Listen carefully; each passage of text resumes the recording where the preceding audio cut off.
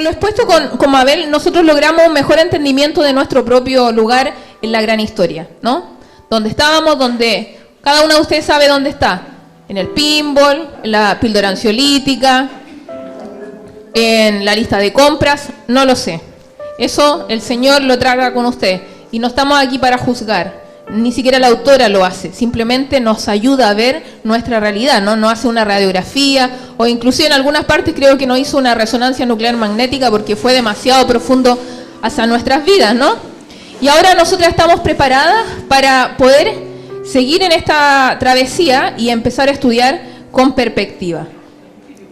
Y para estudiar con perspectiva, nosotros lo que necesitamos, como dice la Escritura, por eso todo escriba que se ha convertido en un discípulo del reino de los cielos es semejante al dueño de casa que saca de su tesoro cosas nuevas y cosas viejas. Mateo 13:52.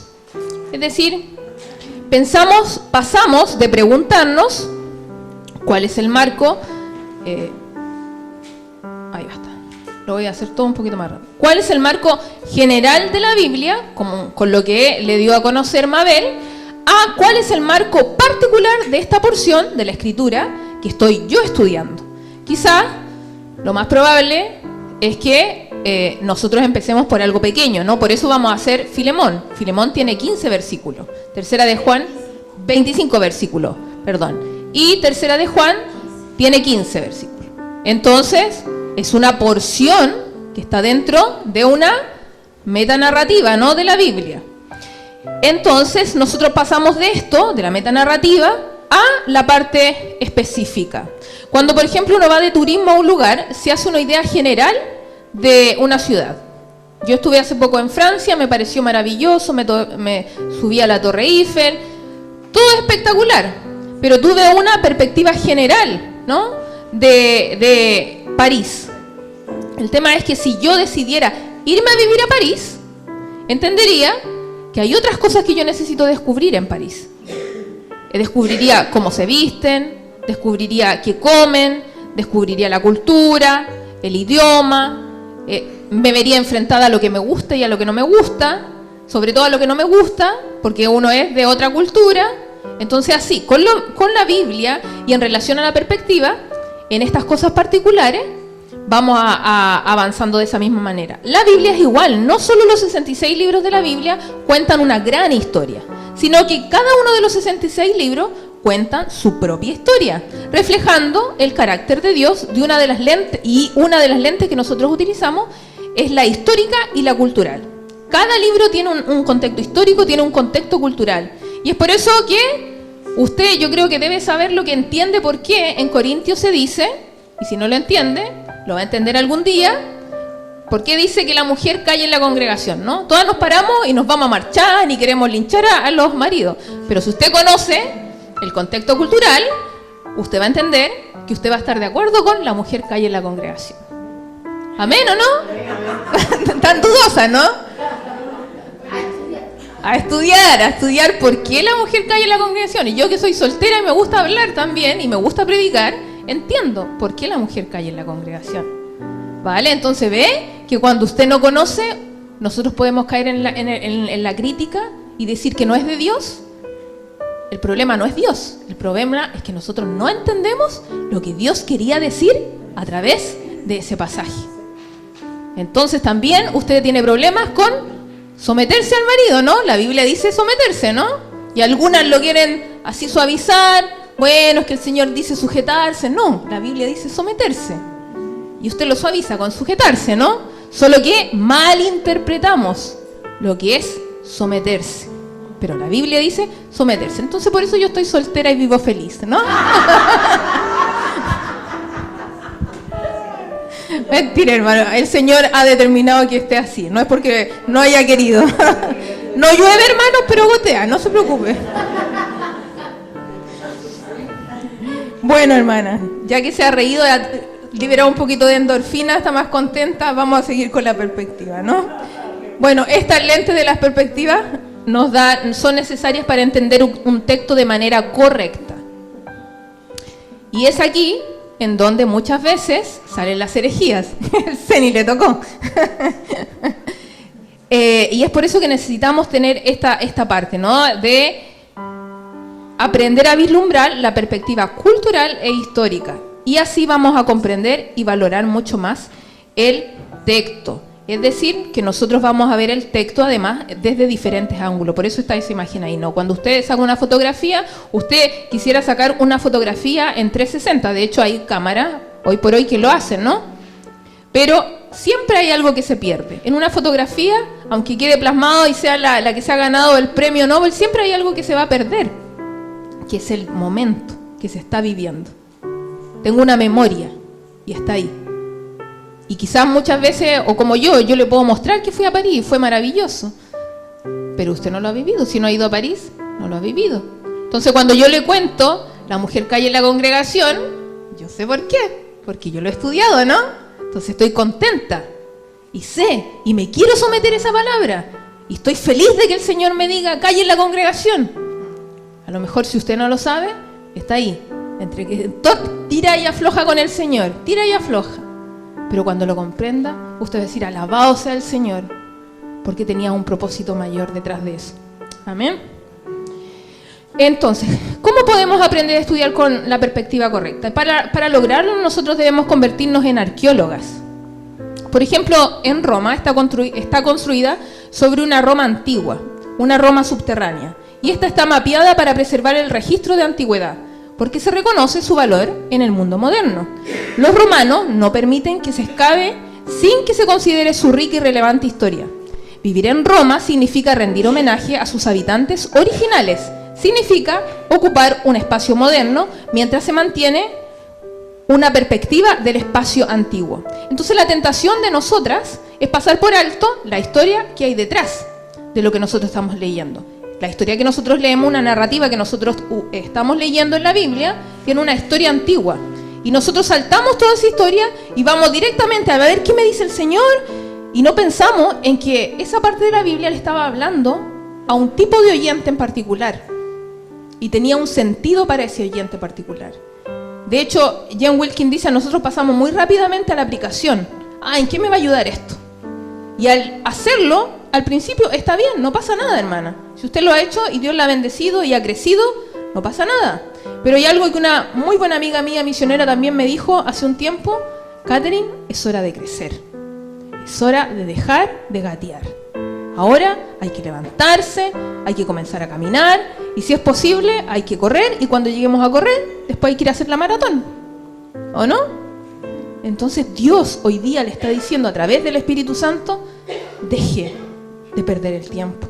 Y disculpe que se lo diga de esta forma, si lo ofendo me perdone, pero es el Espíritu el que le habla. Quizá usted tiene muchas circunstancias adversas y está pensando, ¿cómo las resuelvo?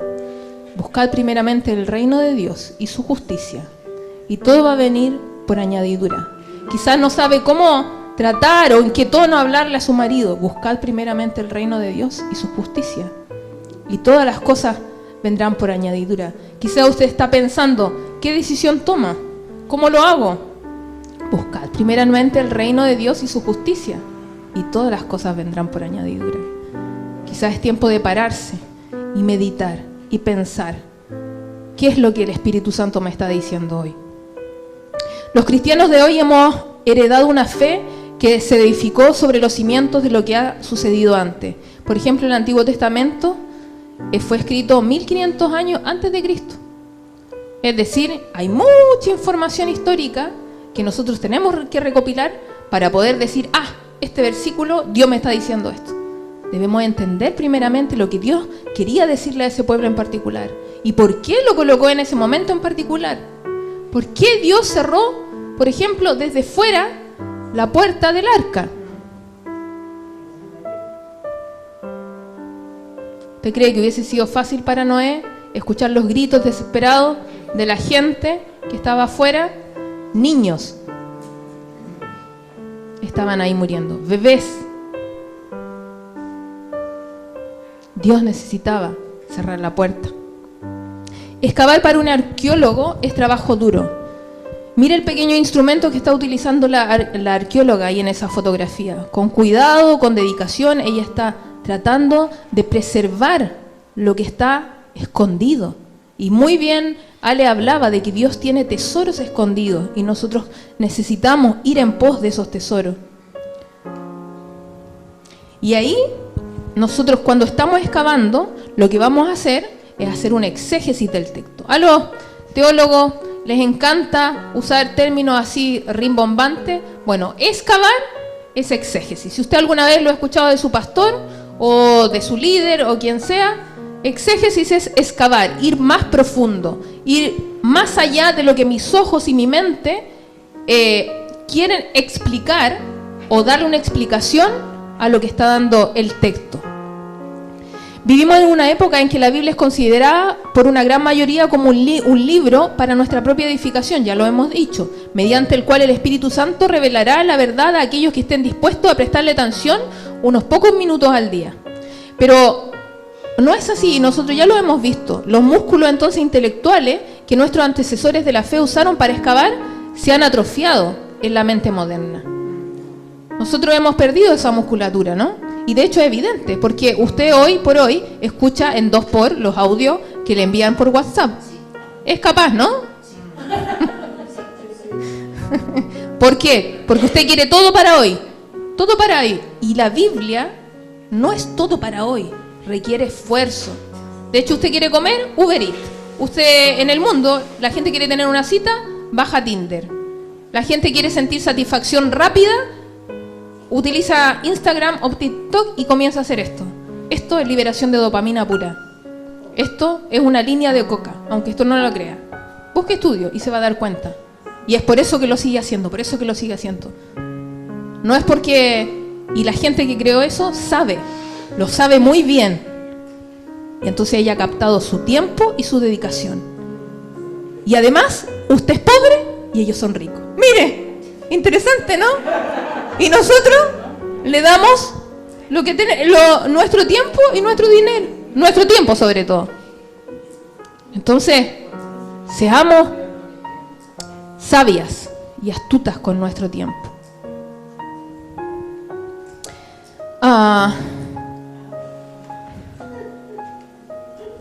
La exégesis nos va a decir, antes de que puedas escucharlo con tus propios oídos, escúchalos con los oídos de ellos. Antes de que lo entiendas hoy, entiéndelo como en aquel entonces. Y entonces, ¿cómo lo hacemos? Nos vamos a hacer 5 preguntas arqueológicas. Voy rápido ahí. Primero, nos vamos a preguntar ¿por quién fue escrito? Segundo, nos vamos a preguntar ¿cuándo fue escrito? Tercero, ¿para quién fue escrito? Cuarto, ¿en qué estilo fue escrito? Y quinto, ¿por qué fue escrito? ¿Por quién fue escrito? No sé si... Bueno, yo sé que a Michelle le gusta mucho leer, ¿no? Porque he pasado tiempo con ella, ¿ves? Como he pasado tiempo con ella, sé que a ella le gusta leer. Es lo mismo con el Señor, al tiro, ilustración gráfica, ¿no? El Espíritu le está hablando, ¿no? Porque a mí no se me había ocurrido esto. Esto fue aquí, ahora. Pero cuando ella va a escoger un libro, probablemente ella va a escoger de autores que ya los conoce. Si yo voy a una librería y a mí me gustan las novelas, probablemente escoja la novela de la autora que ya conozco. Si no quiero perder dinero, sobre todo. No me voy. Si alguien le dice, no, este libro es súper bueno, no sé qué. Pero cuénteme un poquito de qué se trata el libro. Ahí uno escucha y dice, no. Por ejemplo, en mi país hay una autora que se llama Isabel Allende y en mi país no es muy renombrada. Pero yo fui a Holanda, donde vive mi tía, donde también vive la familia de Yolanda. Isabel Allende es el hito. Todo el mundo la quiere leer. Sale un libro y están tan seguros de quién es ella y lo que escribe que no se preguntan qué es lo que escribió. Compran el libro. Por lo tanto, muchas veces, y con la Biblia, a nosotros nos pasa lo mismo. No nos preguntamos por quién fue escrito el libro. Leemos nomás. Pero si usted, por ejemplo, descubriera que, o recordara o trajera a su memoria que Santiago fue escrito por el hermano de Jesús y que Santiago murió como mártir, cuando lee la carta y ve la practicidad de la carta, dice, wow, hay otro toque ahí, ¿no? Cuando él dice que hay que ejercitar la fe, wow, y este hombre murió como mártir. Entonces ahí hay una riqueza detrás del saber quién fue el autor. ¿Cuándo fue escrito? Esto nos ayuda a considerar los factores culturales que influyen en la redacción del texto. La fecha nos da una estructura social, las funciones que habían entre los hombres y las mujeres. Por ahí va el tema de Corintio, hay un spoiler. Los códigos legales, la geografía y las fuerzas políticas que rodeaban a la audiencia, ¿no? Si uno empieza a leer los evangelios, se va a dar cuenta que tiene que estudiar un poquito los romanos, porque ahí nació, en ese tiempo nació Jesús, ¿no? Entonces uno empieza a entender, vale, ¿por qué se los llevaron después a los cristianos y los asesinaron? ¿Cómo influenciaron? Después se da cuenta cómo ellos influenciaron, los cristianos influenciaron el desarrollo de la ciudad. ¿Qué hicieron los cristianos? Es muy interesante todo eso, cómo el evangelio también transformó la vida de los cristianos y cómo ellos influenciaron en Roma. De hecho, un dato interesante, ¿usted sabía que en Roma se practicaba el infanticidio? ¿Sí? Entonces se practicaba el infanticidio. Cuando Jesús dice, dejad los niños, venid a mí, no se lo impidáis porque de tal es el reino de los cielos, esa verdad caló profundo en los cristianos. Y ellos fueron, esto es un dato histórico, los que comenzaron a promover la idea de que los niños tenían un valor. Y por lo tanto se cambió la realidad. Y hoy nosotros no practicamos el infanticidio porque el cristianismo marcó un hito en esa época. ¿Pero quién lo dijo? Jesús. Interesante, ¿no? Conmovisión. ¿Para quién fue escrito? Aunque la Biblia trasciende a su audiencia original, porque obviamente no nos vamos a quedar solamente con pensar en lo que le estaba diciendo la audiencia original, queremos llegar a este tiempo, uno no puede estar separado a ella. Como lo señala atinadamente un teólogo llamado Gordon Fee y Douglas Stuart, dice, un texto no puede significar lo que nunca pudo haber significado para un autor o sus lectores. Eso sí está claro. Lo repito nuevamente. Un texto no puede significar lo que nunca pudo haber significado para su autor o sus lectores. Y a lo mejor aquí se le está explotando un poco el cerebro, pero sí las aplicaciones pueden ser diferentes.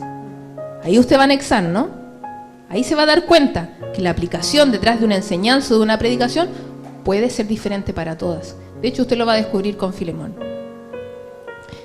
El cuarto punto, ¿en qué estilo fue escrito? Nosotros ya lo vimos con Mabel. Y el quinto, ¿por qué fue escrito? Cada autor escribe con un propósito específico, con un propósito específico en mente, y los autores de la Biblia no son la excepción.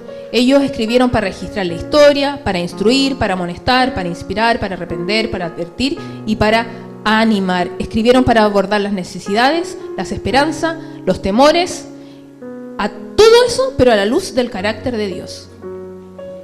Nosotras podemos identificar la razón por la cual fue escrito un libro al considerar sus temas principales e ideas repetidas a la luz de su audiencia. Y se da cuenta, por ejemplo, con nosotros vimos Gálatas, las hermanas que son de aquí vimos Gálatas y en resumen 2 palabras, nosotros nos damos cuenta que el libro de Gálatas era para las iglesias de Galacia, porque ahí había ingresado una herejía que tenía que ver con que se estaba pidiendo que se circuncidaran las personas para que llegaran a Cristo, ¿no?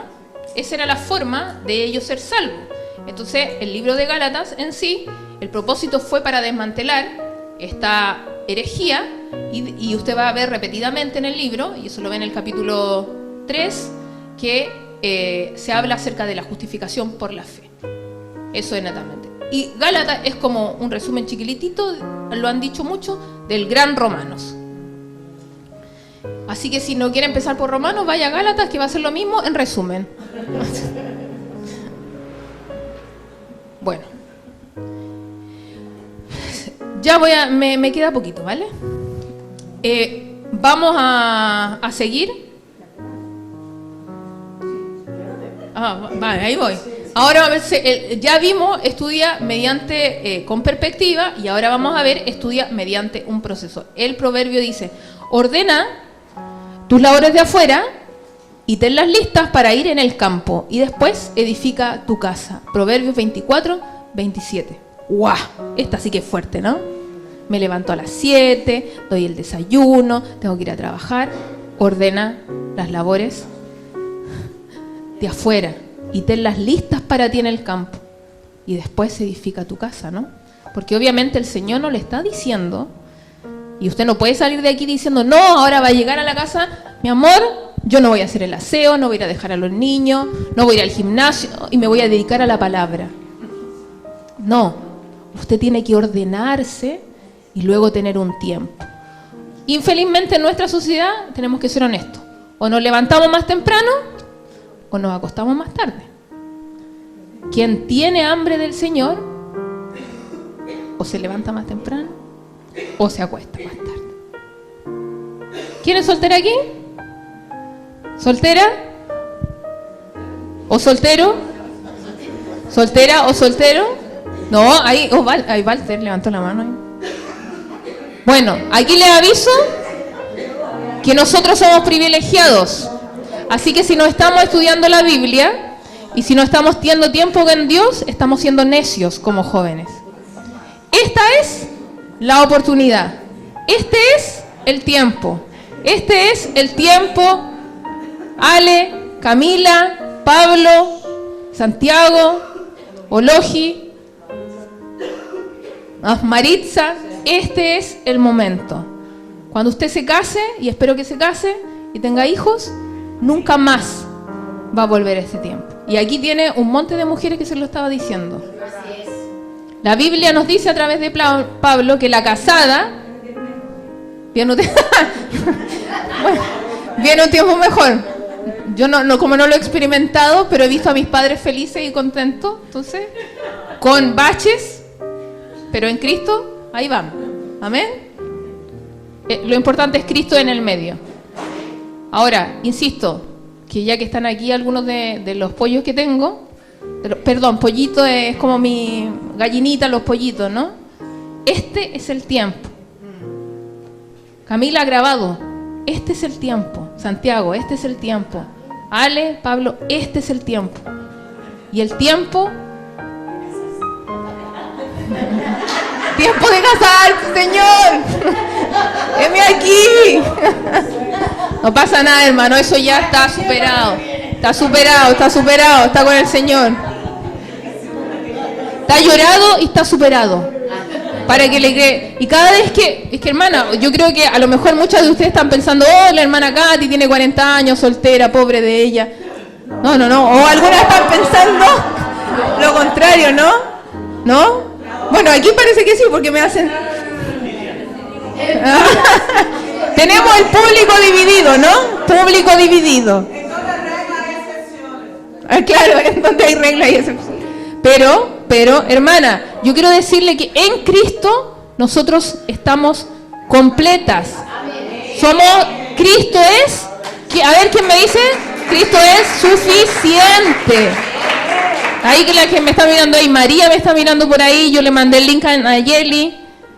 Si me están mirando, Cristo es suficiente. Ologi, Cristo es suficiente. Este es el tiempo para estudiar la Biblia. Después nos casamos, no vamos a tener tiempo.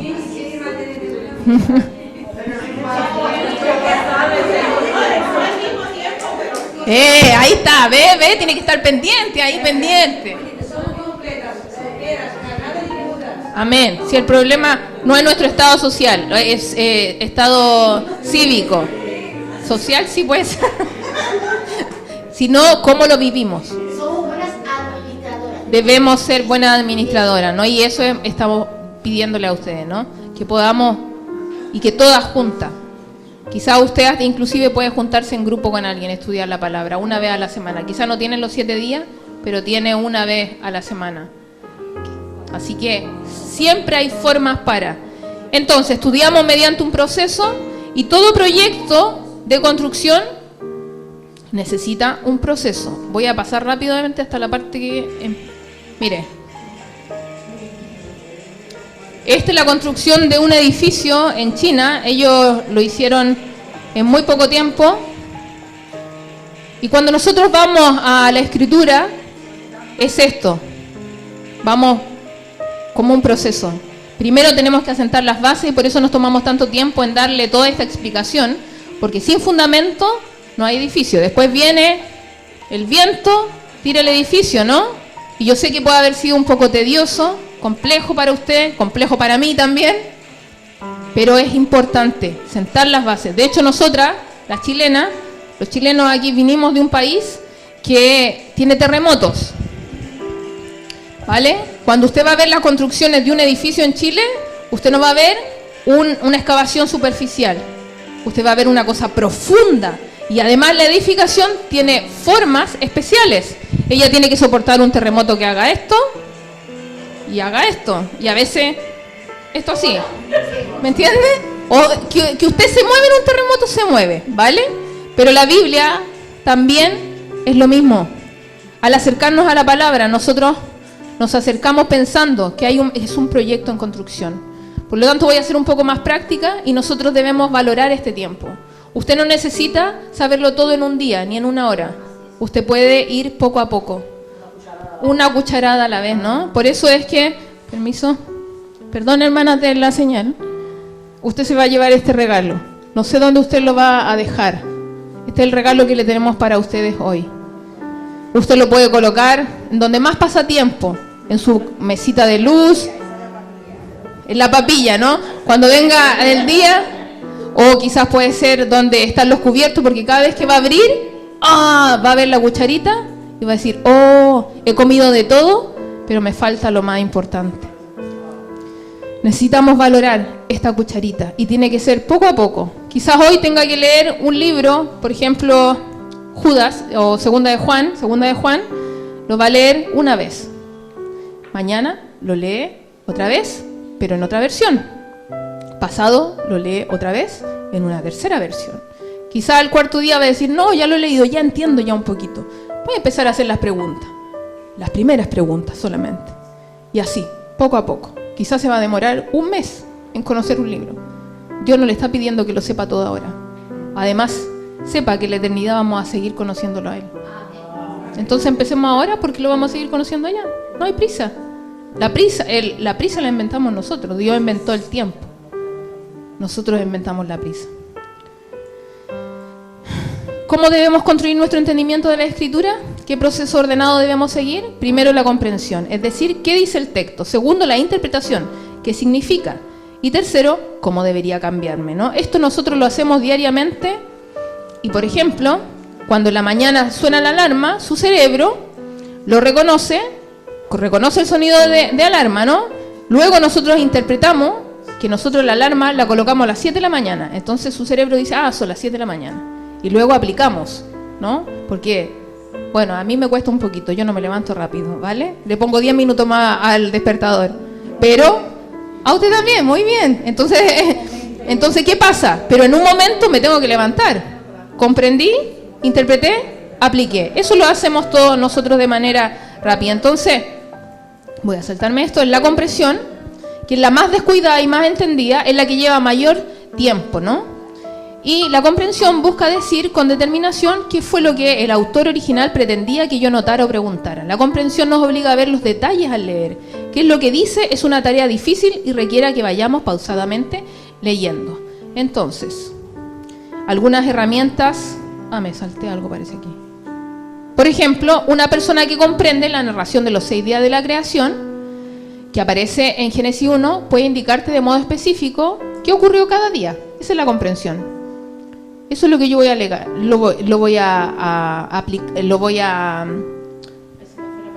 voy a entender, ¿no? Ahora, para esta parte hay herramientas de ayuda. Nosotros necesitamos, y estos son los datos y las ayudas que nos enseña Jen, las voy a leer. Por ejemplo, debemos tener una copia impresa del texto. Lo ideal es que tenga un espacio entre medio. ¿Vale? Entonces usted va a tener uno aquí, entonces se va a hacer una idea de ello. Luego, también es importante que leamos varias veces. Y aquí hay un beneficio que a lo mejor usted no lo esperaba, pero mientras más lea algo, más lo va memorizando, per se, porque lo ha leído tantas veces que ya sabe. Y a lo mejor a usted le cuesta memorizar si va con ese único motivo, no quiero memorizar y está tratando y repite y no lo logra. Pero leyendo tranquilamente va a ir memorizando. El Espíritu Santo le va a ayudar. Otra herramienta es que haga anotaciones. Otra herramienta es que tenga a mano un diccionario en español. A veces nosotras pensamos que porque nuestra lengua es castellano, español, entendemos la definición de la palabra, el significado, pero a veces la verdad es que no. Y si tiene también un diccionario bíblico o un diccionario en griego, hebreo, si usted lo quiere usar, también eso abre mayor el entendimiento. Por ejemplo, Alessandra habló, ella nos dio una palabra en hebreo y nos dijo que de esta palabra salía Hijo de Dios. ¿Quién sabía eso? Yo no tenía idea. Pero qué maravillosa bendición que Jesús estaba desde el principio. Y también lo otro es utilizar otras versiones de la Biblia. Además, este es el desafío un poquito más grande, hacer un bosquejo. También es bueno, ¿vale? Pero usted lo va a ir haciendo en la medida que usted practique. O sea, yo hoy día puedo levantar en la prensa, esta que uno hace el ejercicio así, 20 kilos por lado, o sea, 40 kilos haciendo esto. Pero yo empecé sin peso. Y en la medida que he ido avanzando al gimnasio, he avanzado en peso. De hecho, hay un chico que va, que lo llena así, yo creo que eran como 270 kilos. Así, avanzando poco a poco. Y con esto es lo mismo. A lo mejor hoy usted lee un texto y no entiende cómo voy a separar, dónde está un párrafo 1, el 2, dónde termina una idea, empieza la otra. Poco a poco. La interpretación, en esta etapa nos concentramos nosotros en el significado. Y aquí a veces, sí, hermano, hay mucha mala interpretación de la Escritura, pero no porque haya yo creo que no hay una mala disposición frente al texto. Simplemente es que nos saltamos la comprensión. Simplemente es que no le dimos el tiempo necesario. Simplemente es que a veces no tomamos en consideración nuestra audiencia o nuestra propia vida. En querer conocer más al Señor, en querer conocerlo bien, en querer saber que estamos aprendiendo de la palabra de Dios. Y si yo digo, la palabra dice, entonces es que la palabra está diciendo, y yo estoy diciendo que Dios dijo. Yo me he dado cuenta en este tiempo, y como he ido a diferentes países, es que antes, cuando yo era pequeña, yo escuchaba muchas veces la palabra dice. Entonces daba miedo, porque decía, ¿qué dice Dios? Hoy por hoy ya no está en la boca de los predicadores. ¿Por qué? La verdad, y a lo mejor es mucha crítica y a lo mejor estoy pecando, hermana, pero yo creo que es porque no hay profundización de la Escritura. No hay realmente el decir, no, yo voy a ser consciente de lo que estoy diciendo es palabra de Dios. Y estoy hablando del Dios santo, justo, eterno. No es cualquier cosa lo que tengo que decir. Tengo que dedicarme de por sí para interpretar bien y luego para aplicar bien en mi vida. Una persona que interpreta la historia de la creación puede decirte por qué Dios creó en cierto orden o forma particular. En la comprensión usted va a saber qué creó Dios en cada día, pero en la interpretación usted me puede decir por qué Dios creó y separó primero las aguas, o separó los cielos y la tierra, ¿no? Sí, está bien. No, la luz, gracias, que ya estoy un poco cansada, hermano, pero lo siento. Perdón. Pero en el caso de la interpretación me puede decir por qué Dios escogió comenzar por eso y por qué Dios terminó con el hombre. ¿Cómo es que el mundo físico se unió después al espiritual? Eso es interpretación. ¿Por qué Dios escogió a Abraham y no escogió a otro? ¿Por qué Dios escogió a Noé? ¿Por qué Dios escoge con la que lucho yo al pueblo de Israel y no escogió a los chilenos, a los españoles o a los brasileros? ¿Por qué Dios, y aquí entramos a una cosa más difícil, por qué Dios a veces sana a alguien y le da vida y otras veces muere un niño que ni siquiera ha disfrutado la vida? ¿Por qué Dios hace vivir a una mujer que está esperando 5 años tener un bebé, quedar embarazada, estar feliz y 3 meses después estar llorando? La Biblia nos da esa respuesta, hermano.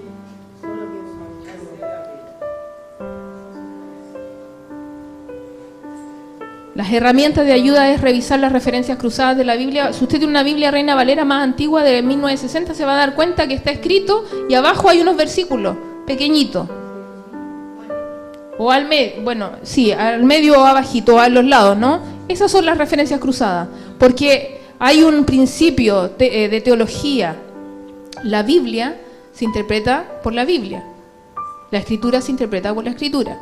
Es por eso que un texto va a ser reafirmado con otro texto. Es un principio hermenéutico, así se llama. Entonces, si usted, es por eso que hay herejías, ¿no? Los testigos de Jehová tienen mucha herejía. Es porque ellos tomaron un texto y lo sacaron fuera de contexto. Y algunos dicen es solo un pretexto.